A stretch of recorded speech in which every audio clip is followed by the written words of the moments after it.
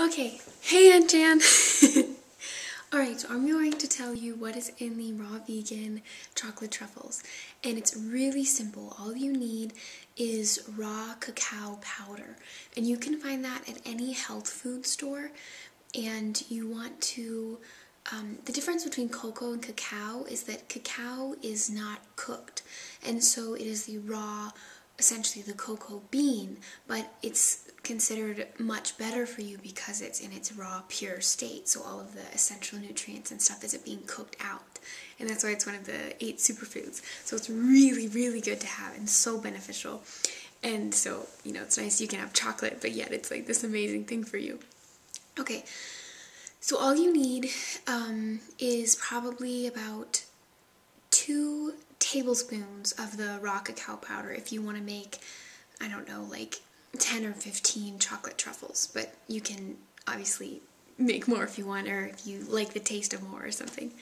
So you just take 2 tablespoons of that, and then 1 cup of either raisins or dates, depending upon what you prefer as far as taste.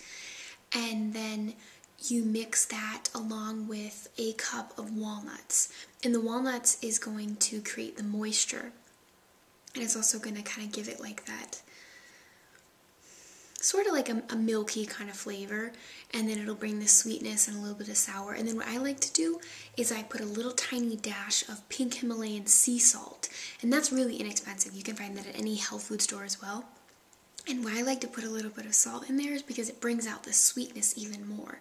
And the pink Himalayan sea salt is like the best type of sea salt you can get, essentially, because it's in its pure crystal form, so it's much better for you, and it's not like the table salt. It's not so good.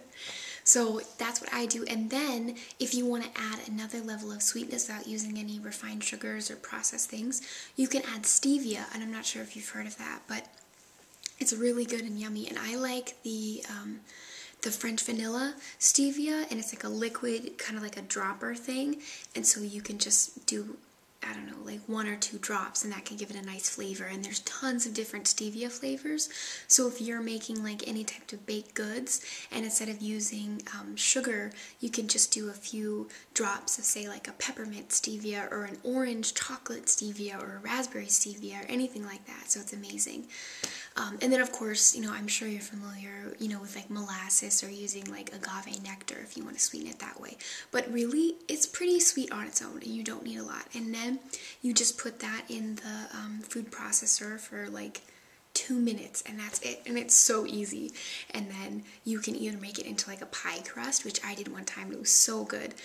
Or you can just roll it into little balls. And then I prefer to put it in the refrigerator for like maybe an hour, and then it's just so delicious, so good. So that's the recipe, and it's super easy and amazing.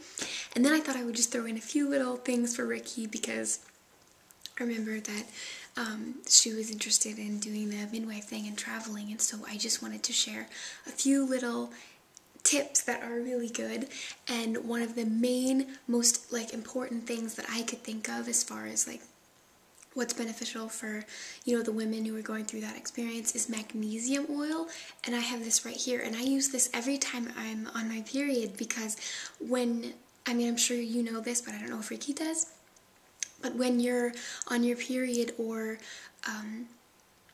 you know, obviously going through childbirth, there's the muscle spasmings and the muscle tension. When you're in your period, you're deficient in magnesium, and so that's an amazing thing to take, whether it's like as far as you're eating food that has magnesium, or this is an amazing oil, and it has organic lavender in it. And I just want to read to you what it says about it. It says, this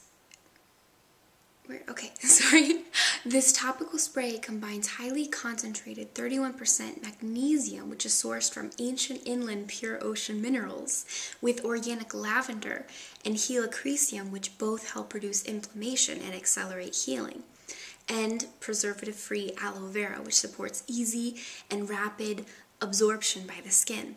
So this would be something nice, you know, for you, Ricki, to have on hand, just to, like, you know, do the massages or whatever, and that'll help reduce any of the muscle tension and stuff, and then kind of promote like a more relaxed feeling. And then also another thing that's amazing is coconut oil.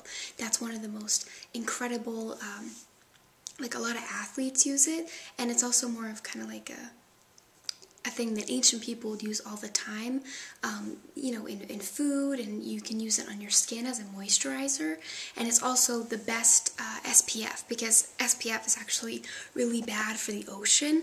It kind of is a part of what's causing the coral reefs to not flourish so much anymore.